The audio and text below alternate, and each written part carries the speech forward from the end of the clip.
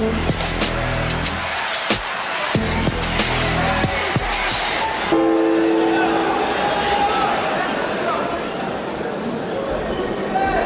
a coutume de dire que la boxe thaï est un sport de guerrier, mais là, vraiment, on a l'illustration parfaite. On a les deux plus grands guerriers, parmi les deux plus grands guerriers au monde sur le ring, en la présence de Ramon Dekers, que vous connaissez si vous avez suivi Kickboxing Anthology volume 1. On l'avait vu face à Joël César s'imposer de façon impressionnante.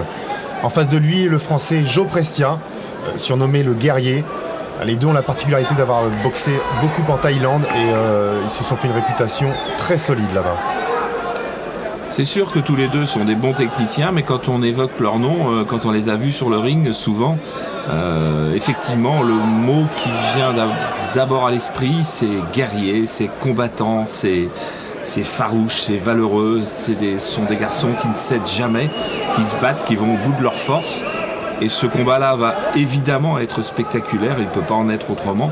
Et le public de Levallois-Perret, dans la banlieue parisienne, qui était venu ce jour-là en 92, savait que ce serait un combat. Pas seulement un match, mais un combat. Ouais, et puis on se demande qui en Europe pourrait stopper Ramon Dekers quand on l'a vu se débarrasser si facilement d'un boxeur de la qualité de Joël César. Là, on se dit que oui, peut-être Joe Prestia, lui, a les armes. En tout cas, il a le potentiel physique de résister à Ramon Dekers. Mais entre résister et s'imposer, il y a un pas. On va voir si ce soir, il peut le franchir. C'est-à-dire qu'en face de lui, il a un homme très très dur, qui connaît toutes les techniques, qui est vaillant, et qu'en plus a une expérience assez incroyable, puisqu'il a maintenant plus de 150 combats dans ses techniques pied-point. Il a commencé très très jeune, c'était un gamin, je crois que c'était à 16 ans, quelque chose comme ça, qu'il est monté pour la première fois sur le ring de sa ville, à Breda, aux Pays-Bas. Et depuis, il a fait régner la terreur non seulement sur les rings européens, mais aussi beaucoup en Thaïlande, où là-bas il fait partie du sommet. Plus de 150 combats à 23 ans. Alors c'est vrai, il est venu très très vite à la compétition, quelques semaines seulement après avoir découvert la boxe thaï. Et puis il s'est emparé de son premier titre mondial à l'âge de 20 ans. Ça en fait un combattant extrêmement expérimenté, sinon le plus expérimenté en Europe. La tâche va être donc assez difficile pour Joe Prestia. Dekers est en short noir et Joe Prestia est en short noir aussi, mais avec des parements dorés.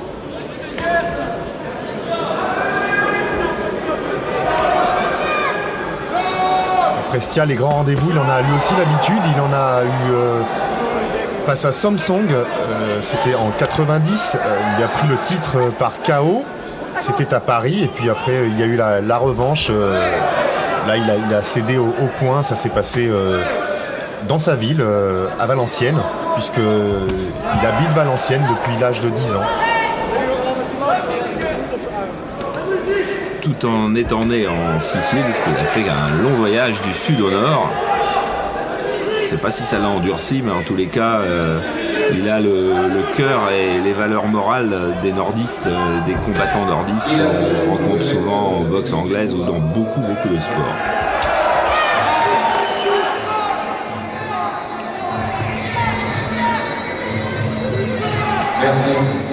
Ramon Dekers, on le sait, hein, une de ses armes favorites, c'est le crochet gauche.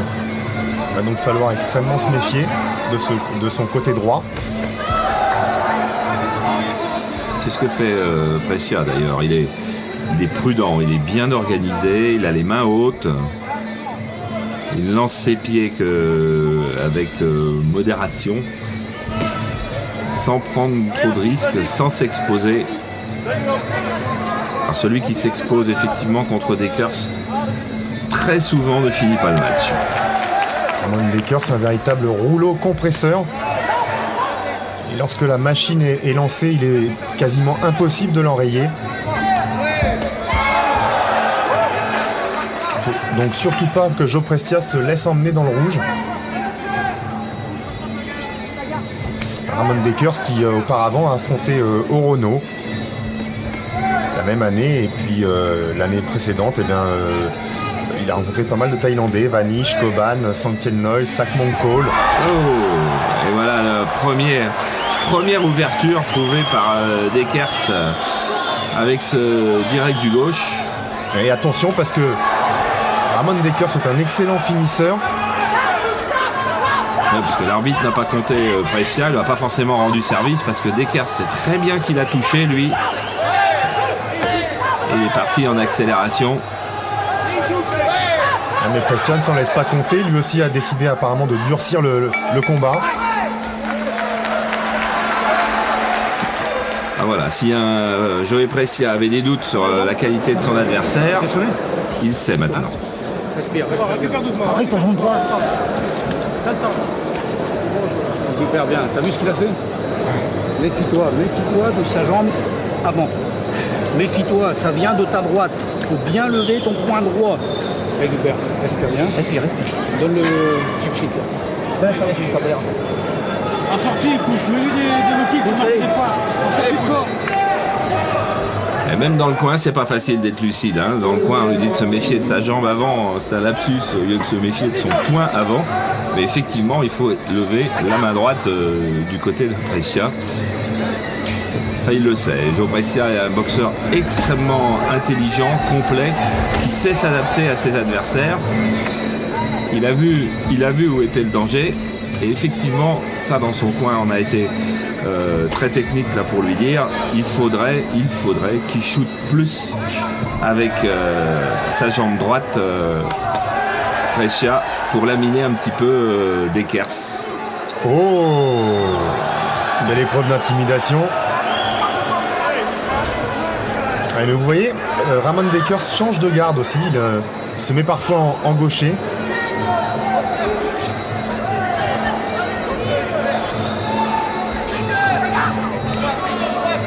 Ça fait aussi partie de l'expérience. Hein. 150 combats, on n'est pas forcément plus à l'aise en gaucher qu'en droitier ou en droitier qu'en gaucher quand on veut changer de garde. En revanche, l'adversaire, ça lui pose toujours un petit problème technique, un petit problème mental.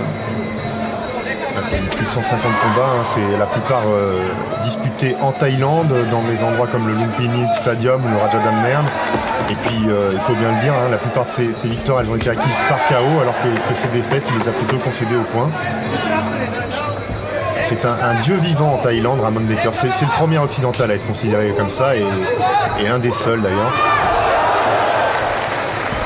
Et en voyant cette attaque sur toutes les surfaces du corps, avec les poings, les pieds, on comprend un peu mieux pourquoi, alors qu'il essaye de chercher le foie.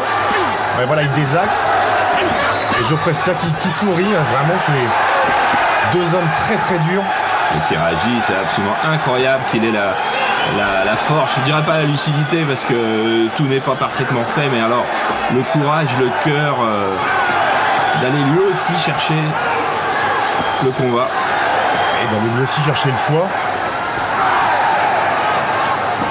Des low kicks en bas aussi qui peuvent perturber Dekers. Cette boxe-là, il la connaît, Dekers. Cette boxe-là, tête contre tête, point, il la connaît, il ne sera pas battu là-dessus. En revanche, si au milieu de tout ça, il y a des coups de pied dans les jambes, il n'aura peut-être pas la même vigueur ensuite.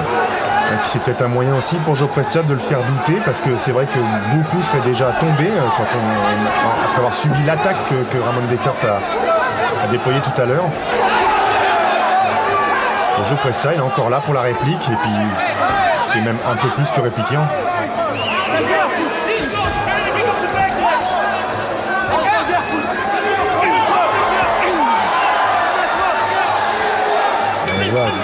Dekers très opportuniste, hein, vraiment.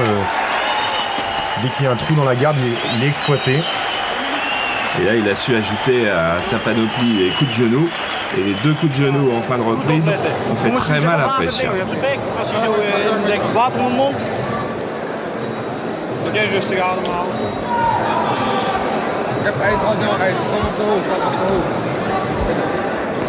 Maak na je serie een trap, hè. Na je serie een trap. Moet ik je benen ijzen? Benen ijzen? Nee. Perfect. Even met die klote speler, man. Hey, pik. Gaat ie? Water in de mond. Nou, water hier, niks. Oké. Dans le coin de Ramon Dekers, on a vu entre autres Orlando Witt, mais c'est surtout Cor Emmers, qui est son beau-père, puisqu'il a épousé sa mère, Nou, een voor dingen. En dan heb je... la mère de Ramon Dekers. Voilà. C'est lui qui l'entraîne depuis ses débuts à Breda.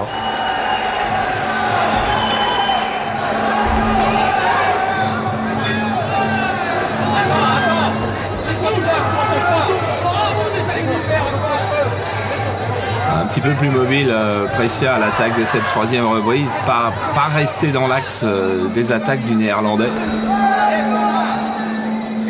On voit que déjà la jambe gauche de Dekers, ça fait beaucoup de dégâts. Le flanc droit de Brescia est rougi, que ce soit les côtes ou le bras. Alors le bras, évidemment, au bout d'un moment, il va être difficile de le lever et de maintenir sa garde.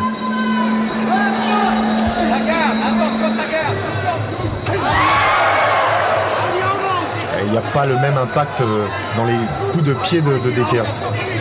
C'est effectivement beaucoup plus violent, beaucoup plus efficace. Et Brescia lui attaque souvent, fait toujours des attaques un petit peu stéréotypées en attaquant uppercut du droit et direct du gauche derrière. Et Dekers, c'est l'a bien compris maintenant. Et l'uppercut du droit particulièrement ne passe jamais. Et lui, Dekers, quand il revient avec ses chutes de la jambe gauche, à chaque fois, Brescia recule.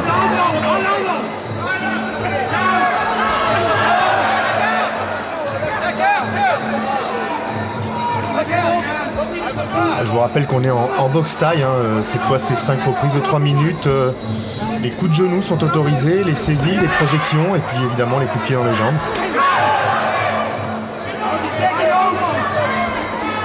D'ailleurs Ramon Dekers, contrairement à beaucoup d'autres Hollandais, a évolué principalement, presque majoritairement en boxe taille. Il a fait quelques combats en full contact, on se souvient notamment qu'il avait affronté Khalid Railou. Mais ses principaux titres, il les a remportés en boxe thaï et beaucoup en Thaïlande. Il a d'ailleurs été élu combattant de l'année en Thaïlande en 92, cette année donc. Ce qui est sans doute son plus beau titre, hein. Encore une plus belle référence que ses titres de champion de Hollande, de champion d'Europe ou de champion du monde dans les différentes versions. Être élu boxeur de l'année en Thaïlande, c'est plus beau que tout.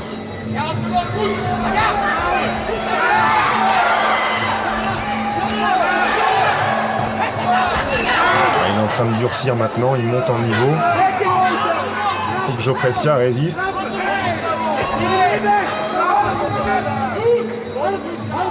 Mais c'est vrai, il n'a pas l'air d'avoir de solution tactique pour l'instant, Joe Prestia, et hormis l'épreuve de force. Ouais, puis il a quand même déjà été éprouvé, hein. Tous ces coups de Dekers sont d'une incroyable efficacité. Et petit à petit, eh bien, la vitalité du français s'émousse.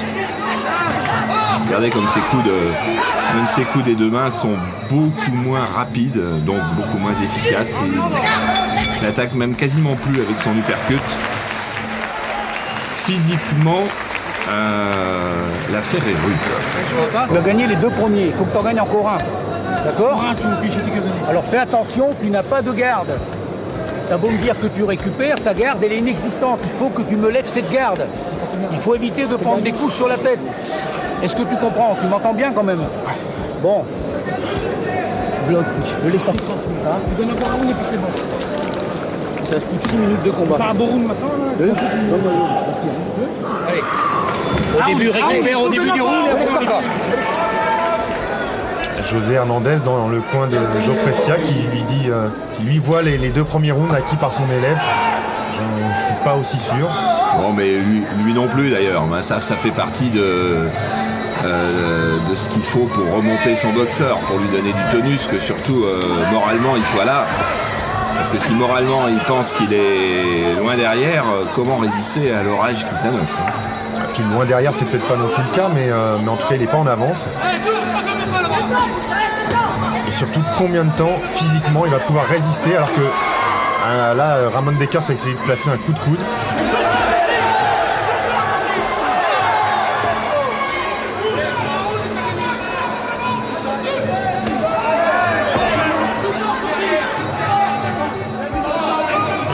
Prestia, il reste peut-être un petit peu trop en face de Ramon Dekers. Ah, mais il a de moins en moins de jambes, de moins en moins de solutions pour bouger, pour trouver les ouvertures. Et en plus, cette garde de Dekers, c'est vraiment un modèle. Cette garde des deux mains qui est à peu près placée toujours au départ dans la même ligne. C'est-à-dire qu'il a très très peu de chemin à faire pour monter les mains si l'attaque est en haut ou pour baisser les mains si l'attaque est en bas. Et en plus, chose sur laquelle il faut avoir beaucoup d'expérience, ses mains ne gênent quasiment jamais son regard. C'est-à-dire que ses yeux voient tout à fait et les deux mains et les deux pieds de son adversaire. Alors que quand on a une garde trop haute, par exemple, et bien quelquefois on se cache soi-même son adversaire. Et puis comme vous disiez tout à l'heure, Charles, effectivement, la solution elle aurait peut-être des low kicks, il n'en fournit pas assez, Joe Prestia. C'est vrai que ce serait peut-être un moyen de commencer à fatiguer le Hollandais, à lui faire baisser cette garde. Pour l'instant, il est loin d'être fatigué. Ramon Dekers, il est même capable de faire des accélérations comme ça dès qu'il coince Joe Prestia dans l'angle du ring. Il ne faut pas oublier que c'est Ramon Dekers le champion, donc c'est à Prestia en quelque sorte de faire le match et de venir chercher ce titre. Et pour l'instant, Dekers, lui, il occupe le centre du ring en patron.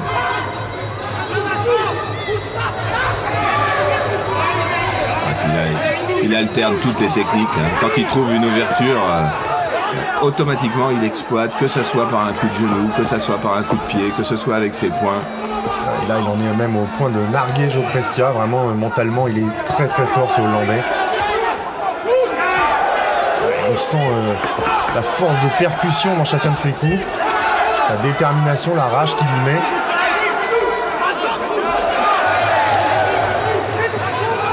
Imperturbable, même quand Joe Prestia le touche.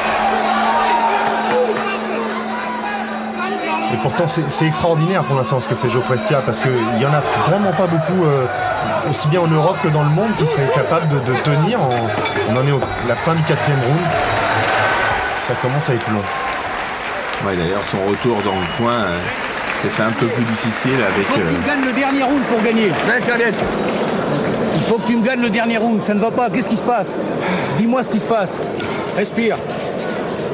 Prends les points, Joe, prends les points. Marque des coups de pied. Si tu gagnes ce round, tu as gagné.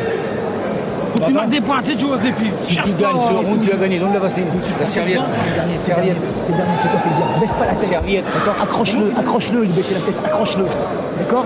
Ok. Baisse pas la tête, putain. C'est bien ça. Il en reste un. Elle est là, la serviette.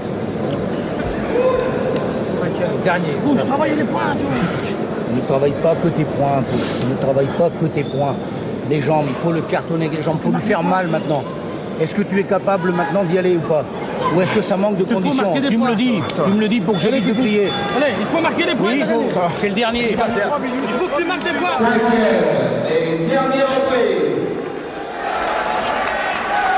Il a raison, José Hernandez, on est loin de s'acheminer vers un KO pour Joe Prestia, donc s'il veut l'emporter au point, il va falloir qu'il donne un peu plus de coups de pied. On le sait, au pointage, les coups de pied valent beaucoup plus que les coups de poing. Pour l'instant, c'est Ramon Dekers quand même le plus productif et surtout le plus efficace.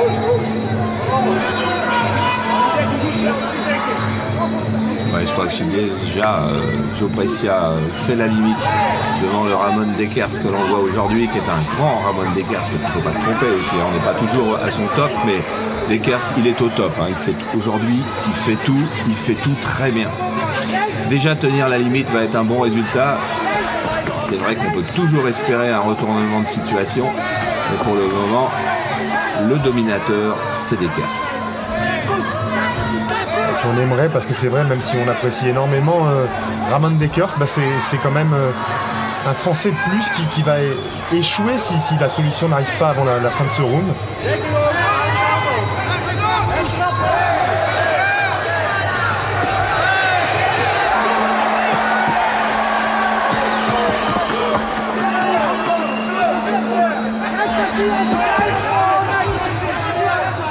Et en plus, Dekers, alors qu'il y a des moments où on pourrait croire qu'il peut être en difficulté, il reste imperturbable. Imperturbable, et puis il continue d'avancer, il continue son travail, il laisse à aucun moment une lueur d'espoir à Joe Prestia.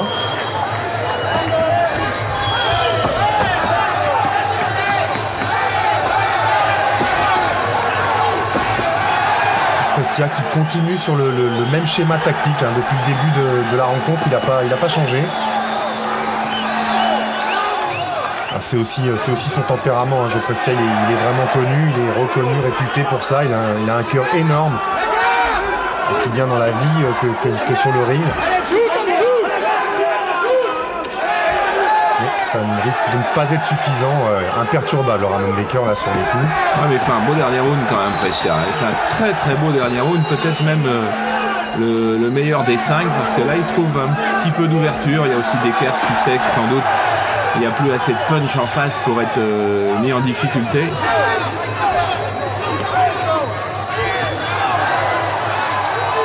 Il y a plus d'efficacité chez le Néerlandais de toute façon.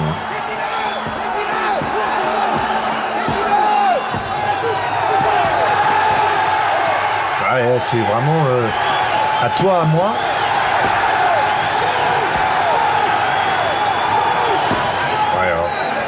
Ça doit être démoralisant quand même hein, de voir en face un boxeur qui prend une salve de coups et qui continue à vous dire d'avancer avec un grand sourire.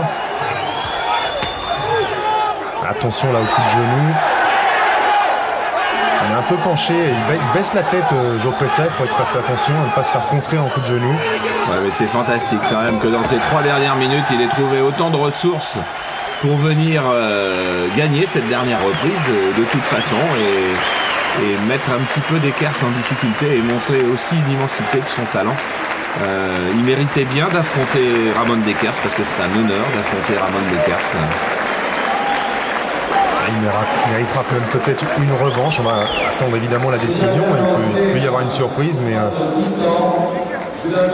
priori c'est une ceinture qui va repartir en Hollande. Comme étant des super champions, Kamel, les mauvaises décisions, elles interviennent de temps en temps avec des mauvais boxeurs. Mais quand il y a un très grand champion, il y a rarement de mauvaises décisions contre lui. Et Ramon Dekers, c'est un très grand champion. Il a assez indiscutablement gagné ce match-là. Et donc, les juges vont, je pense, lui donner la victoire. Surtout qu'on est en France où l'esprit sportif est particulièrement respecté et dans les sports de combat tout particulièrement. C'est vraiment un beau champion. Il est enfin un petit peu dépeigné, mais c'est à la fin du combat qu'il est dépeigné. Et puis ça, c'est une belle image.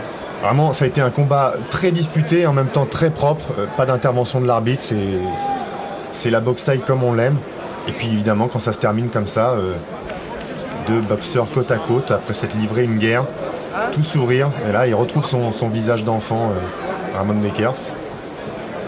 C'est incroyable hein, d'imaginer que c'est ce petit bonhomme là qui a fait une guerre acharnée en encore quelques minutes.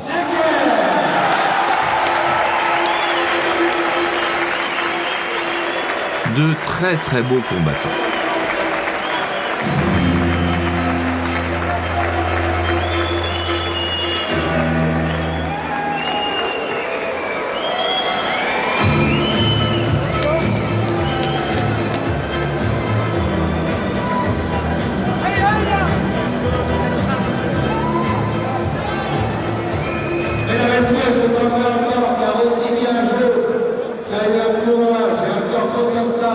Son vainqueur, qui est également un grand champion, et vu le combat qu'il nous a encore produit ce soir,